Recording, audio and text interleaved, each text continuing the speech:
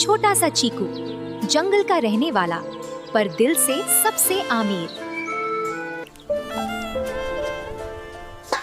आज शायद फिर बिना खाए सोना पड़ेगा। तू फिर आ गया मेरा बच्चा।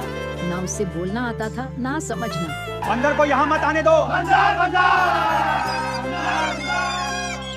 वो बुरा नहीं है। चीकू, बेटा। लोग उसे बंदर समझते थे, पर उसका दिल इंसान से बड़ा था। मुझे पता था तू आएगा। इंसान हूं नहीं, ये है। इंसानियत शक्ल से नहीं, दिल से होती है।